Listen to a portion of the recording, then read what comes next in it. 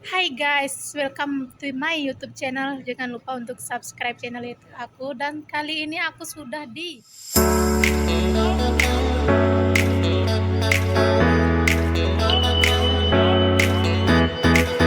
Nah, kita sudah sama Bapak. Siapa namanya, Pak?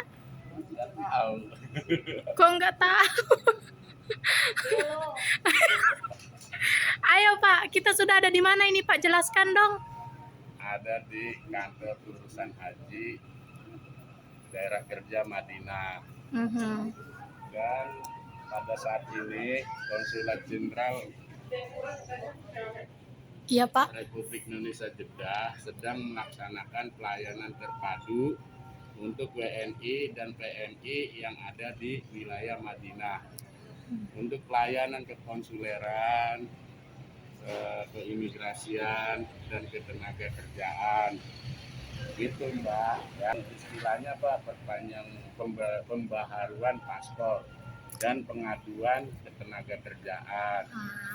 Nah, apa aja yang bisa kita dapatkan dari sini Pak informasinya? Informasinya banyak kok, untuk mungkin pembuatan akte kelahiran bagi anak yang lahir di Madinah ataupun di Saudi Arabia bagi yang resmi ya. Bagi yang resmi Mbak, bukan yang ilegal ya. Iya.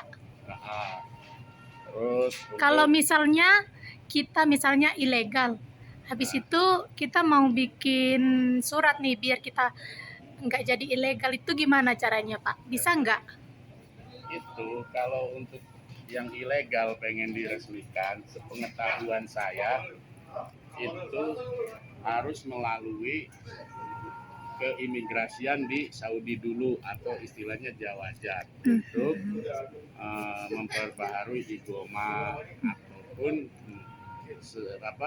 harus melalui kapil awal gitu ya, untuk istilahnya nagel kafalah atau tanajul gitu Mbak.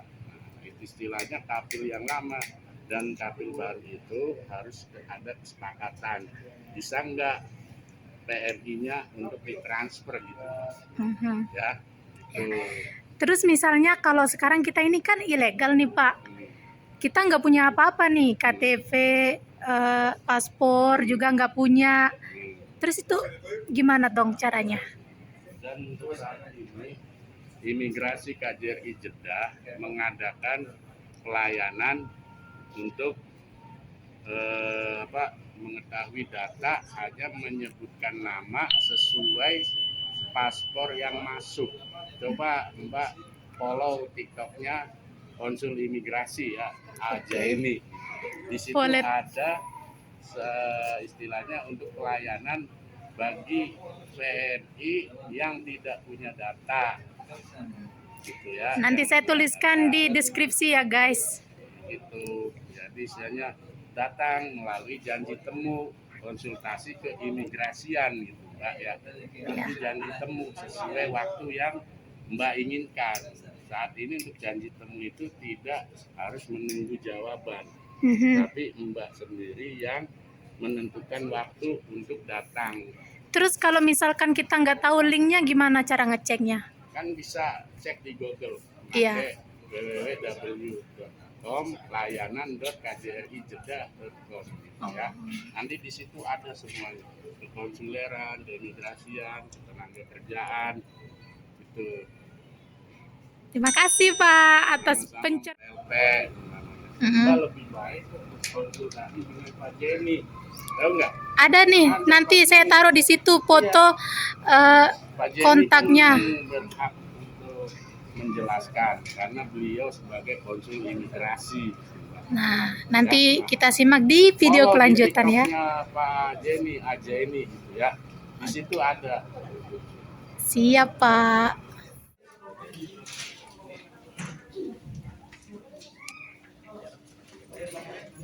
Bahwa Ekonomo akan memberikan beberapa himbauan dan juga informasi kepada Bapak Ibu sekalian. Kita tunggu sebentar, kita persiapkan. Mohon kesediaan Bapak Ibu semuanya untuk mendengarkan himbauan dan beberapa arah dari informasi dari Bapak Konsul Jenderal Republik Indonesia di Jeddah. Jadi bagaimana kita bermedsos, bagaimana kita menghormati peraturan di Arab Saudi. Untuk itu tidak untuk meningkat waktu kami berserah kepada Bapak Konjen, dipersilakan Bapak Eko. Terima kasih. Assalamualaikum warahmatullahi wabarakatuh. Waalaikumsalam. Ibu dan Bapak sekalian, nama saya Eko Hartono. Saya kerja di sini di Jeddah sudah hampir 2 tahun sebenarnya. Dan saya kira mungkin beberapa dari teman-teman sudah pernah lihat saya, tapi yang belum. Jadi saya juga ingin memperkenalkan diri saya. Ada beberapa hal yang ingin saya sampaikan dalam kesempatan ini. Sebenarnya karena Ibu dan Bapak sudah lama di sini, justru malah lebih paham situasi setempat ya. Tapi saya hanya ingin dalam kesempatan ini mengingatkan kembali hal-hal yang perlu kiranya kita perhatikan bersama, karena ada beberapa perkembangan, terutama karena ada COVID ini. Jadi yang pertama tentunya sebagai tamu, kita ini kan tamu di negeri Saudi.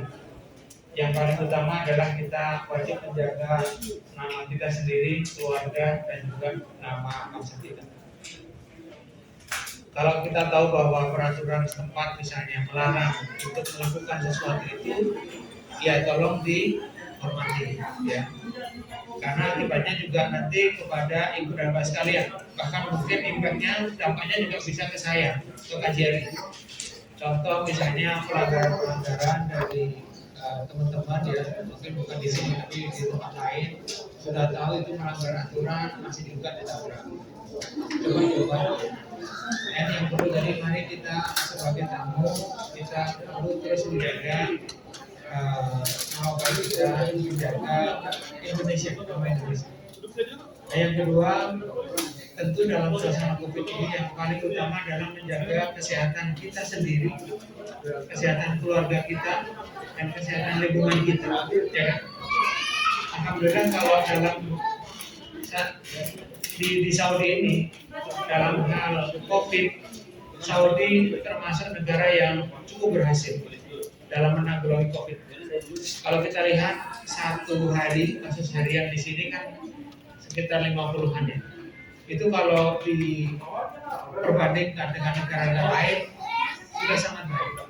Jadi Saudi sendiri memang diakui oleh Badan Kesehatan Dunia WHO sebagai satu negara yang berhasil dalam menangani COVID. Bapak Ibu sekalian, pemerintah membatasi. Apa itu batasannya? Satu, karantina tetap, bahkan sekarang 8 hari ya. Di Jakarta itu karantina 8 hari. Dan hanya 2 tempat masuk dari luar, yaitu Bandara Soekarno-Hatta dan Bandara Samratulangi di Sulawesi Utara. Itu aja. Nah, baru hari kemarin, 14 Oktober, Bali dibuka sebagai pintu masuk, tapi khusus untuk penumpang khusus, yaitu apa? Hanya untuk para turis asing dengan keperluan esensial istilahnya gitu. Tapi itu baru bagi turis. Jadi Bapak Ibu sekalian kalau masuk ke sana nggak bisa lewat Bali, kalau nggak bisa harus lewat Suta atau Samratulangi. Berikutnya juga kita paham bahwa dari pihak Saudi itu juga membatasi pergerakan atau pelintasan orang dari Indonesia, dari Saudi ke Indonesia, ya kan? Yang sekarang ini masih belum dicabut, suspend atau larangan masuk orang dari Indonesia langsung ke Saudi, ya kan? Masih belum boleh ini. Ini yang membuat penerbangan dan orang-orang dari kita juga masih kesulitan datang ke Saudi. Harus transit 14 hari. Itu belum dicabut ya Bapak Ibu sekalian. Jadi kalau Anda ingin pulang ke tanah air, selain nanti harus karantina, kemudian PCR yang negatif, jelas itu. Ingat juga baliknya nanti ke sini itu masih dipersoalkan. Sudah ada ketentuan dari KK, dari pemerintah sini, oleh PMI yang sudah divaksin di sini dulu. Di sini dulu sudah divaksin 2 kali.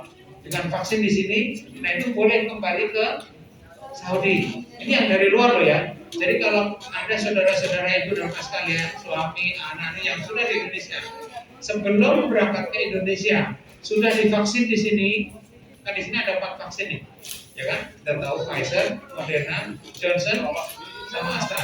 Kalau dulu sebelum balik ke Indonesia sudah divaksin 2 kali, nah itu boleh balik ke sini. Ya, tapi yang belum ya harus transit lagi 14 hari. Karena di Indonesia kan vaksinnya China. Di sini kita tahu Saudi mengakui Sinovac dan Sinovac juga, tapi mereka tidak mau pakai. Jadi bagi yang sudah divaksin dengan dua itu, saudara-saudara kita, teman-teman kita di sana kan pakai dua itu, Sinovac kebanyakan ya. Nah itu tetap harus booster. Kalau bukan nanti 14 hari di negara lain. Ya. Nah berikutnya adalah saya ingin sampaikan juga mengenai umroh nih. Karena terakhir-terakhir banyak banget berita-berita ya. Setelah Ibu Menteri Luar Negeri mengumumkan bahwa Kedutaan Besar Saudi di Jakarta menyampaikan nota diplomatik kepada Kementerian Luar Negeri kita, menyampaikan bahwa sesuai dengan informasi dari pihak kompeten di Saudi, Saudi sudah memulai lagi atau mulai mengizinkan adanya proses umroh. Tapi itu mohon diingat ya, dilanjutkan dengan pernyataan bahwa namun demikian ada hal-hal teknis, yang perlu dibahas sebelum pelaksanaan umroh. Nah ini yang perlu diperhatikan. Kalau disampaikan juga kepada keluarga juga, memang masih belum boleh umroh. Sekarang ini sedang dibahas antara Kementerian Kesehatan di Indonesia dengan Kementerian Saudi, bagaimana nantinya dengan umroh yang akan ke sini. Kaitannya dengan vaksin lagi. Karena apa? Kita di Indonesia itu punya aplikasi yang namanya Peduli Lindungi. Seperti kita tawakalkan di sini. Kalau orang kita sudah divaksin plus booster, ya booster Saudi minta boosternya harus 1 dari 4. Jadi kalau saudara kita mau umroh ke sini, kalau misalnya sudah dapat Sinovac 2 kali, dia harus dapat booster 1 dari 4 itu. Moderna dan bagian tadi yang saya sebutkan. Nah, nanti itu boleh ke sini. Atau ya kalau misalnya beruntung dia dapat suntikan 2 kali 4 itu. Nah, nanti setelah dibuka semua, visa umrohnya dapat. Nah, mereka yang sudah memenuhi syarat ini langsung bisa umroh di sini. Tapi tidak lama-lama juga. Paling ya ini masih dalam pembahasan terus ya. Rencananya itu nggak boleh kemudian setiap saat umroh.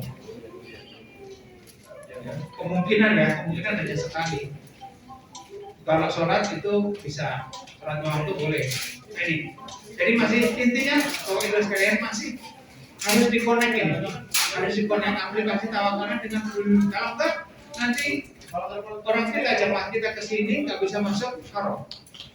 Nggak ada yang mau ke sini nggak bisa juga karena tawakan akhirnya kan masih tawakan asli. Kalau nggak ada repot. Nah ini sedang dibahas. Jadi tolong disampaikan kepada keluarga-keluarga. Ini gimana umroh katanya ini sudah boleh. Sementara mohon sabar dulu. Ya sabar dulu. Kita masih bahas di teknis. Nah itu jadi mengenai umroh. Nah berikutnya apresiasi maupun kritik silahkan. Kita terbuka. Tapi harapan kami semoga layanan kami berkenan di hati Bapak dan kalian. Terima kasih dari saya. Assalamualaikum warahmatullahi wabarakatuh. Waalaikumsalam. Terima kasih Bapak Bagian. Acara selanjutnya adalah kalau Bapak Ibu ingin bertanya tentang sambil kita dilayani nanti silakan untuk konsultasi. Jadi supaya tidak mengganggu kegiatan lainnya, silakan nanti Bapak Ibu alurnya paspor nanti lanjut ke penyajian kerja itu biasa sama. Nah nanti Bapak Ibu yang setelah selesai baru ke lapor diri, kemudian bayar di kasir di sebelah kiri saya atau kanan Bapak Ibu sekalian. Jadi alurnya nanti dari naker, imigrasi ke konsuler baru bayar. Seperti itu ya Bapak Ibu. Tapi bagi teman-teman mahasiswa atau putra-putri Bapak Ibu sekalian yang belum punya paspor, nanti langsung ke imigrasi, ya. Seperti itu baru ke konsuler, baru ke bayar saya. Mungkin itu dari saya. Apabila ada hal yang ingin ditanyakan nanti langsung saya berjalan. Saya di sini bisa dengan saya, bisa dengan Pak Misnar, waktu saya, atau dengan Ibu Upin ada permasalahan dari kekonsuleran, misalnya masalah surat keterangan mau pindah mau apa, nanti bisa dengan ke Upin dan juga Pak Ilham. Atau ingin informasi yang lainnya bisa ke konsul dari Pak Tubagus. Demikian dari saya Bapak, mohon izin semuanya. Bila topik saya, Assalamualaikum warahmatullahi wabarakatuh. Nah itu dia guys, tadi pencerahan dari pihak KJRI.